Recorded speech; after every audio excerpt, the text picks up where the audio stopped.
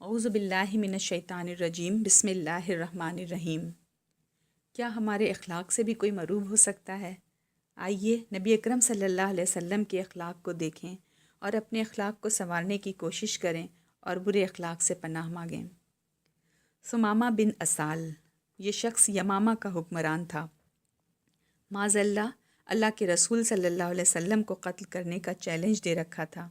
آپ صلی اللہ علیہ وسلم نے بھی اللہ سے اس پر قابو پانے کی دعا فرمائی تھی۔ ایک مرتبہ ثمامہ عمرہ کرنے کے ارادے سے نکلا۔ اس کی قسمت یہ ہے کہ وہ راستہ بھول گیا اور مدینہ کے قریب جا نکلا اور مدینہ کے ایک حفاظتی دستے کی گرفت میں آ گئے۔ چونکہ یہ شخص کفر میں بہت معروف تھا، اسلام دشمنی میں اس کے عزائم ڈھکے چھپے نہیں تھے، اس لیے اسے گرفتار کر کے مسجد نبوی کے ستون سے باندھ دیا گیا۔ اللہ کے رسول صلی اللہ علیہ وسلم کو اس دشمن اسلام کی گرفتاری کی خبر دی گئی۔ آپ صلی اللہ علیہ وسلم تشریف لائے، اسے دیکھا، حکمرانی کی تمام تر رونت اس کی شخصیت سے ٹپک رہی تھی۔ آپ صلی اللہ علیہ وسلم آگے بڑھے اور پوچھا، ثمامہ کیا حال ہے؟ اس نے نہایت غصے اور تکبر سے جواب دیا، سنو، ان تقتل تقتل زاد من وان تنعم تنعم علی شاکرین وان تسأل مالا تؤتہ۔ اگر مجھے قتل کرو گے تو میرے قتل کا بدلہ لیا جائے گا، کیونکہ میں کوئی معمولی آدمی نہیں ہوں، اور اگر احسان کرو گے تو ایک ایسے شخص پر احسان کرو گے جو اس کا شکر گزاری کے ساتھ بدلہ دینے کی صلاحیت رکھتا ہے۔ ہاں، اگر مال و دولت کی ضرورت ہو تو بات کرو، جتنا چاہو دیا جا سکتا ہے۔ تاریخ کی سب سے بڑی شخصیت سے کتنی بے ادبی اور کس قدر تکبرانہ انداز میں گفتگو کر رہا ہے۔ دنیا کا کوئی اور حکمران ہوتا تو اسی وقت اس گستاخ کی گردن اڑا دینے کا حکم دیتا، مگر نبی اکرم صلی اللہ علیہ وسلم کے حلم، صبر و ثبات اور عالی ظرفی کے کیا کہنے کہ یہ گستاخانہ گفتگو سننے کے بعد بھی اللہ کے رسول صلی اللہ علیہ وسلم نے اس کو اس کے حال پر چھوڑ دیا، کوئی سخت بات نہیں فرمائی، بلکہ صحابہ کرام کو حکم دیا کہ اس کی دودھ سے ضیافت کرو۔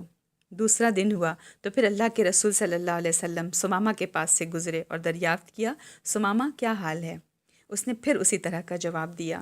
اب تیسرا دن تھا، آج فیصلہ بھی ہونا تھا۔ اللہ کے رسول صلی اللہ علیہ وسلم نے پھر پوچھا، ثمامہ کس حال میں ہو؟ اس نے وہی پہلا جواب دیا۔ اب صحابہ کرام منتظر تھے کہ اس گستاخ کو کیا سزا ملتی ہے۔ وہ آپ کی آواز اور حکم کی طرف کان لگائے کھڑے تھے کہ رحمت للعالمین صلی اللہ علیہ وسلم نے کیا حکم دینا ہے۔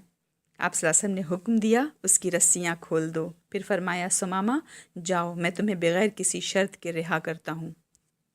حکم کی تعمیل ہوئی، ثمامہ کو رہا کر دیا گیا۔ اس نے اپنی سواری پکڑی اور اس کا رخ مدینے سے باہر کی جانب کر کے اسے دوڑانے لگا۔ رسول اللہ صلی اللہ علیہ وسلم کے لطف و کرم سے وہ اپنی جان سلامت لے کر نکل تو آیا تھا، لیکن وہ اپنے دل کو رحمت للعالمین کے تیر محبت سے نہ بچا سکا۔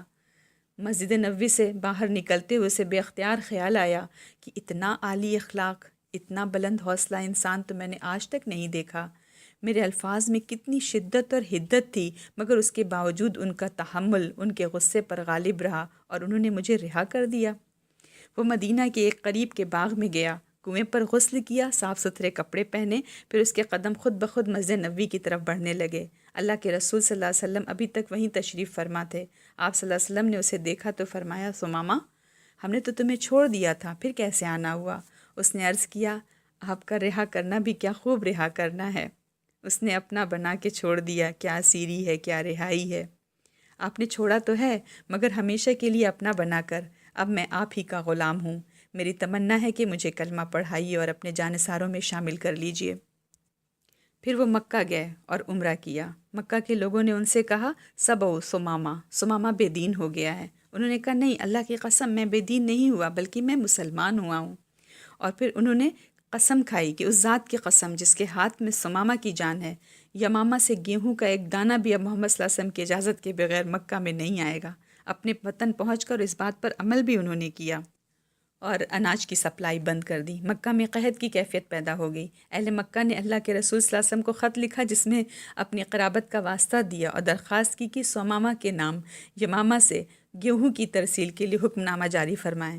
اب یہاں بھی دیکھیں نبی صلی اللہ علیہ وسلم کے اخلاق کو کہ اہل مکہ نے آپ پر کیا مظالم ڈھائے تھے، اس کے باوجود آپ صلی اللہ علیہ وسلم نے ثمامہ کو پیغام بھجوایا کہ اہل مکہ کے گیہوں کی سپلائی بحال کر دیں۔